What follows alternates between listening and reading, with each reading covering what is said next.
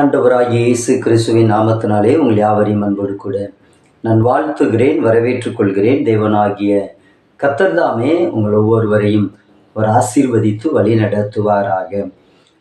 December 25ஆம் தேதி அப்படின்னு சொன்னால் அது கிறிஸ்மஸ். எந்த ஒரு வருஷமும் அது மாறாது, அதே டிசம்பர் 25 தான் இருக்கும். ஆனால் இந்த லெந்து நாட்கள், இந்த ஈஸ்டர், இந்த பெரிய வெள்ளிக்கிழமை என்று சொல்லுகிறோம். இந்த நாட்கள் எல்லாம் ஒவ்வொரு வருஷமும் ஒவ்வொரு நாட்கள் மாறி மாறி வருகிறது. இதை எப்படி அவர்கள் கணக்கிடுகிறார்கள் அப்படின்றத குறித்து நாம் இன்றைக்கு பார்க்க போகிறோம். இந்த லெந்து நாட்களை எப்படி கணக்கிடுவார்கள் என்று சொன்னால், மார்ச் மாதம் 21ஆம் தேதியை மையமாக அங்கே எடுத்துக்கொண்டு அந்த 21ஆம் தேதிக்கு பின்பதாக வருகிற பௌர்ணமி வாரத்தில் உள்ள ஞாயிற்றுக்கிழமையை ஈஸ்டர் நாளாக அங்கே கணக்கில் எடுத்துக்கொள்வார்கள். மார்ச் மாதம் 21ஆம் தேதிக்கு பின்பதாக வருகிற பௌர்ணமி வாரத்தில் அந்த ஞாயிற்றுக்கிழமையை ஈஸ்டர் நாளாக எடுத்துக்கொள்வார்கள். அந்த ஈஸ்டர் தினத்திலிருந்து அதற்கு முன்னாடி 46 நாட்கள், அதுதான் சாம்பல் புதன் என்று அங்கே எடுத்துக்கொள்வார்கள். அந்த சாம்பல் புதனிலிருந்து ஈஸ்டர் வரையிலுமாக 46 நாட்கள் அங்கே கணக்கில் கொள்ளப்படும். அதில் 6 நாட்கள் ஞாயிற்றுக்கிழமை வரும். இந்த ஞாயிற்றுக்கிழமையை அந்த லெந்து நாட்களில் கணக்கில் எடுத்துக்கொள்ள மாட்டார்கள். ஏனென்று சொன்னால், அந்த ஞாயிற்றுக்கிழமையில் இயேசு கிறிஸ்து உயிர்த்தெழுந்தார். அந்த உயிர்த்தெழுந்த நாளைத்தான் நாம் ஆராதனை செய்கிறோம். ஆகவே அந்த ஞாயிற்றுக்கிழமையை கணக்கில் எடுத்துக்கொள்ளாமல் மற்ற 40 நாட்களை அங்கே எடுத்துக்கொள்வார்கள்.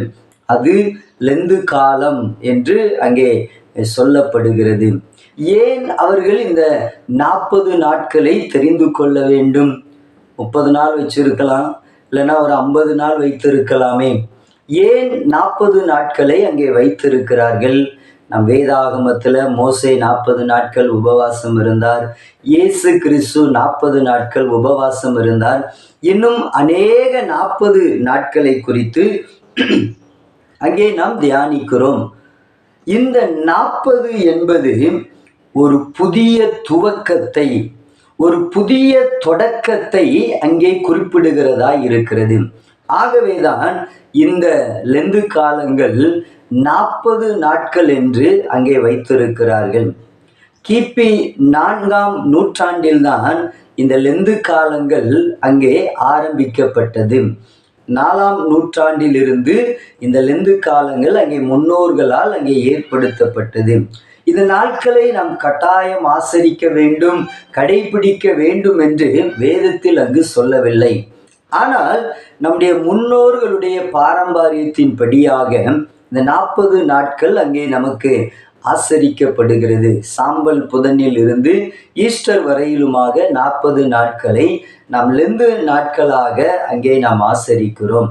இந்த 40 நாட்களில் நம்முடைய பாவத்தை விட்டு நாம் பரிசுத்தமாய் வாழ வேண்டும், பரிசுத்தத்தில் நாம் வளர வேண்டும் என்பதற்காகத்தான் இந்த லெந்து காலங்கள் அங்கே ஏற்படுத்தப்பட்டிருக்கிறது.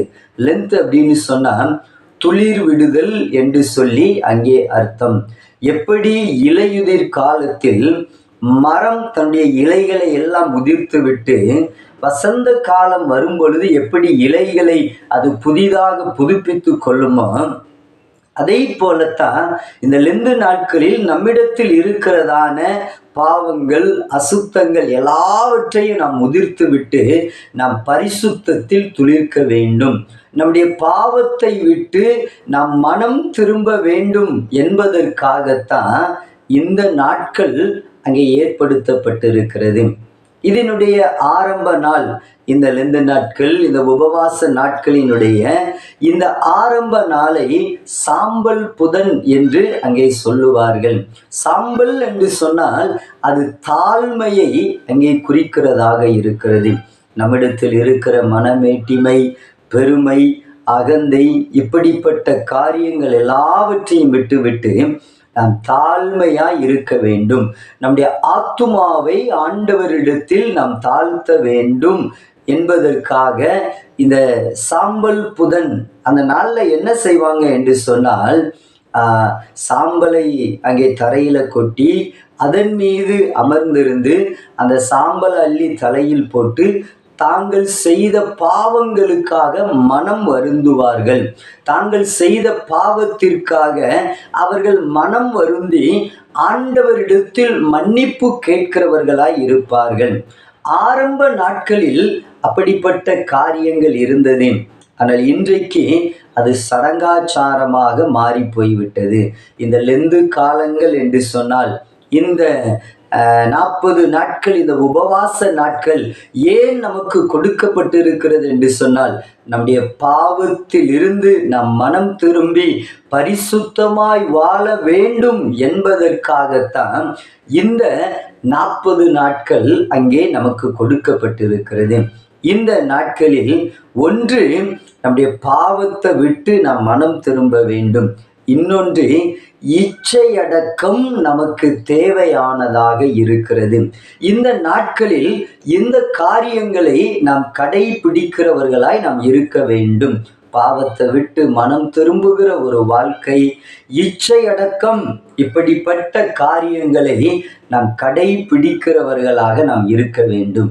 அதற்காகத்தான் இந்த லெந்து காலங்கள் நமக்கு ஏற்படுத்தப்பட்டிருக்கிறது. நம்முடைய பாவங்கள் எல்லாவற்றையும் விட்டுவிட்டு நாம் பரிசுத்தத்தில் துளிர்க்க வேண்டும் என்பதற்காகத்தான் இந்த லெந்து காலங்கள் அங்கே நமக்கு ஏற்படுத்தப்பட்டிருக்கிறது.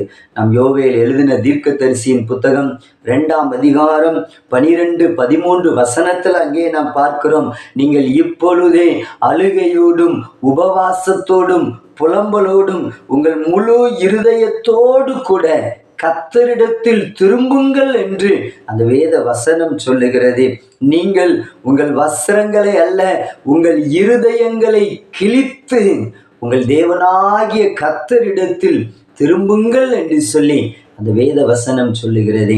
இந்த லெந்து காலத்துல நீங்களும் நானும் பாவங்கள் எல்லாவற்றையும் விட்டுவிட்டு ஆண்டவருக்கு முன்பதாக நாம் பரிசுத்தம் உள்ளவர்களாய் வாழ வேண்டும். நம்மிடத்தில் பெருமை இருக்கிறதா? நம்மிடத்தில் வீணான காரியங்கள் இருக்கிறதா? வைராக்கியம் இருக்கிறதா? பொறாமை இருக்கிறதா? கோபம் இருக்கிறதா? மற்றவர்களை குறை சொல்லுகிற, மற்றவர்களை குற்றப்படுத்துகிற காரியங்கள் நம்முடைய வாழ்க்கையில் இருக்கிறதா? இந்த நாட்கள்ல இந்த பாவங்கள் எல்லாவற்றையும் விட்டுவிட்டு நம்மை பரிசுத்தமாய் வாழ்வதற்கு நாம் ஒப்பு கொடுக்க வேண்டும். இந்த 40 நாள் மாத்திரம் நாம் பரிசுத்தமா வாழ்ந்தால் போதாது.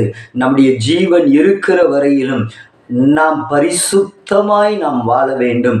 365 நாட்களும் நாம் பரிசுத்தமாய் ஆண்டவருக்கென்று நாம் வாழ வேண்டும்.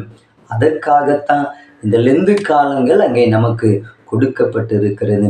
இந்த லெந்து காலங்கள்ல நம்மை பரிசுத்தமாய் வாழுவோம். பாவத்தை விட்டு மனம் திரும்பி பரிசுத்தமாய் வாழுவோம். அந்த பரலோக பாக்கியத்தை பெற்றுக்கொள்வோம். தேவன் அப்படிப்பட்ட கிருபைகளை கொடுத்து வழி நடத்துவாராக. ஆமென்.